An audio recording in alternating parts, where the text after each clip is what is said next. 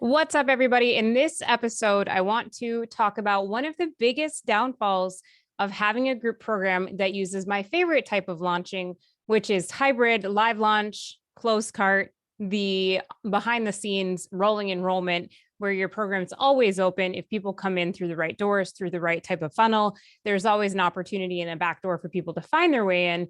But to your list and to your social media following, it's going to appear like the program is closed. So that's like this hybrid style where you can still open cart, close cart when you want a cash injection, but you also have people who are coming in behind the scenes all the time through other funnels, like a tiny offer funnel or an application funnel. You can always present this program as an option for them. So that's my favorite type of group program, but there is a really big downfall to running your program in this manner. And it's something that I've come across a couple times throughout having the same program running for about 3 years now. And that is what happens when you need to change something that is included in the program. What do you do for the existing clients who already signed up and are maybe 3 months in of a 6-month contract, or they've been in the program for some amount of time, but you know you need to make a change? I'm a huge fan of really knowing your numbers. I look at my numbers every single day. I do a deeper dive on Friday mornings where I'm looking at profit and loss statements. And then I'm at the very end of the month, after everything's been reconciled, I dig in super deep and I look at how much things are costing inside of programs for delivery, how much team is costing to help run the program. And if numbers are not where I want them to be at the end of the month, then I know I need to make changes somewhere. And it's usually going to come in the form of either changing how much I'm spending on ads, how much it's costing to run my business expense lives with team members, softwares, et cetera. And like, what is my current profit goal? If I have a big project or I have an investment that I want to make, I do a lot of property investing. Sometimes I want to have a more profit heavy month. So I look at what changes need to be made in order to hit those goals. But if you have a program that's been running some amount of time, and you're looking at the numbers and things just aren't adding up, like if there's a piece of the program that you think is not really making it more sellable for people, or you think it's not well attended, or you think, some part of the program needs to go, you have to make changes in order to keep your business working. It's not because all you care about is money. It's because you're a business owner. And why would you want to keep continuing to do something that is making your business lose money, right? If you think about any big corporation, they have entire departments of people, their finance department, right? Like they're looking through all the numbers. What can we cut? What can we trim? What should we change? What should we add? When you're a solopreneur, you're a coach, you're an expert, you don't have a whole department. So it's on you to make some of these decisions and looking at, what is the critical number in your business that's helping you deliver and helping you, hit your goals and have client satisfaction. Sometimes there are things that need to change within a program. So I ran into this recently when I had coaching sessions included for accountability and mindset coaching that were included inside of one of my programs. They were super low attended. Like we had, of all of the people, we had 50 to 100 people in the program at any given time. Only a handful of people, I'm talking like maybe 3 to 4 people in all of the enrollments were actually coming to these calls. So I have a coach on my team who's being paid to host the calls. She doesn't want to be there if there's only a couple of people there. Doesn't feel like a great use of her time. So when you think about it, I knew inside of my program for months that this was something that needed to change. And I sat on it and I stewed and I ran the numbers in one direction. I ran them in another direction. And I thought about the people who were attending the calls. And ultimately I made the decision that we had to end the calls. Now enter the backlash, right? So for the people who were using these calls, they were something that they were entitled to because of how they joined the program. So it's super disheartening for that client to be like, what the heck? Like I was attending these, now they're gone. So I made a really big mistake. This is like full transparency, very authentic and vulnerable. I just ended the calls. I said, what, moving forward or at the end of the month, we're not going to have these accountability calls anymore. The mindset calls are going to be going away. Sorry.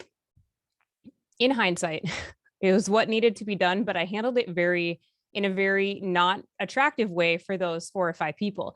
So with that, there were people on one end of the spectrum who were disappointed by the change. And they came to me and they're like, hey, Allie, I feel like these calls were instrumental to my success. And I'm really bummed that they're gone. Like, what else can we do? Is there anything else that you can add in that would give me the same result as being able to attend these calls? And for those people, we were like, absolutely 100% we'll work with you. We'll make sure you get the support that you need. Maybe you can get access to calls from another program as well, just to make sure that you're fully supported.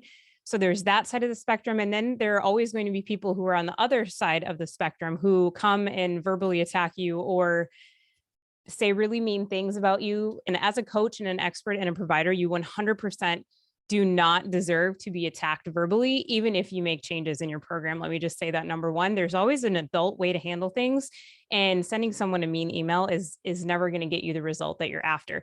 There's that quote. I kept thinking after I got this email and I was reading it over and over again, I kept thinking about the book, How to Win Friends and Influence People by Dale Carnegie from like 1920. And you never come at someone with an attack if you actually want them to do what you are asking them to do, right? Like you get more bees with honey than vinegar. So that's just bad practice from like a human perspective and a persuasion perspective. Now that person is facing letters from my lawyer and asking to be removed from the program. So that's just like a total side note. And also another thing to think about adding in your own contracts, if you have a rolling enrollment type program, what are you allowed to do as the creator of the program?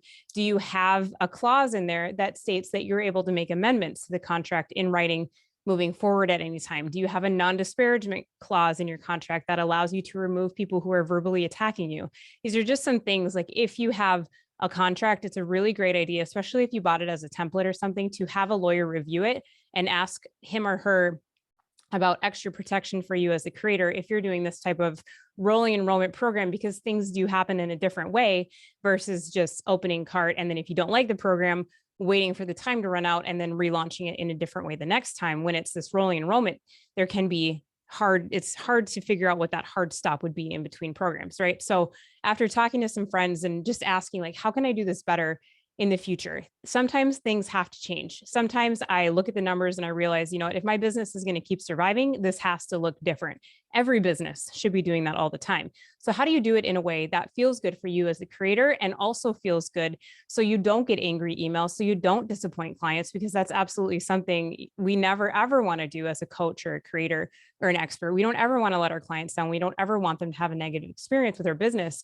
So how do you fix that, right? So I was talking to some friends who have similar style programs. And I was like, what do you do if you need to make a change? How do you move forward without completely shutting the program down and letting anyone who had the extra piece that you want to change, letting it run its course and then reopening the doors?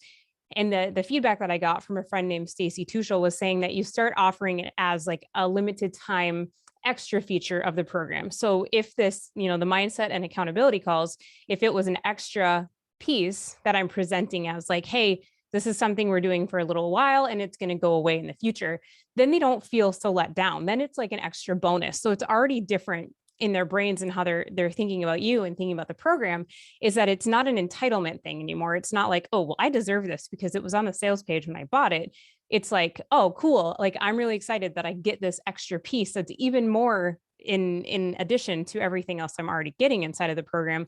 So it's just like a really subtle tweak that will allow you to not disappoint people in the future and actually excite them and make it feel like they're getting even more from the beginning. So that's like the thing I'm going to do different in the future. If I feel like there's a piece of a program that needs to change or a call schedule that needs to be adjusted, instead of just me stewing on it without telling anybody for months and then dropping the hammer and being like, okay, from the end of the month on, this is no longer part of the program. That sucks. And I'm sorry that I did it that way, but hopefully anybody who went through the program and felt a certain kind of way about the calls going away, hopefully that's my side of the story, because I never, ever want to disappoint people. I never want them to think I'm being selfish or like I don't care, because I do care so, so much. So that's a big lesson that I learned. If you are doing this type of ongoing enrollment, like take note right now that you can change the program. It's your business, right? You are the CEO. You are 100% within your right to make adjustments, to make changes, to make tweaks, especially as you see it affecting profit and loss or low attendance or, like team changes. That's the whole point of having your own business, is being able to have that freedom and be able to change things when they're not lighting you up anymore, but doing it in a way where you're slowly weaning off of the thing instead of just ripping the Band-Aid off, knowing that as a coach and as an entrepreneur and an expert, people respect you a lot and they put a lot of weight on the actions that you're taking. And that's not to be overlooked either, right? So we want to make sure that we can keep ourselves happy, keep ourselves lit up and motivated and not burned out. Because if you burn out, there's no business left. There's no coaching calls at all because you're just going to shut everything down and go hide under a rock for the rest of your life, right? So we want to make sure, maybe not the rest of your life, but for some amount of time. So we want to make sure that you are getting what you need from your business and from your programs, and you're getting the space that you need, and you're allowed to change and pivot and adjust things as you grow. But also make sure that the people that you are looking out for, the people that you're nurturing, the people that you are, you're the matriarch for, and you are caring for these people, you want to make sure that they feel that as well. So just, that's something I learned super hard way, a big mistake that I made.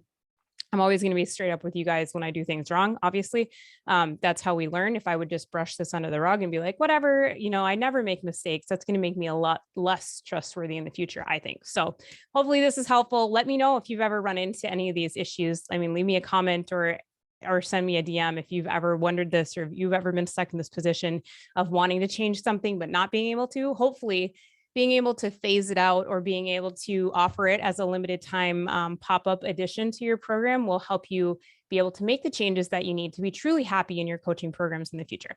Thanks so much for watching. I hope you have a great day.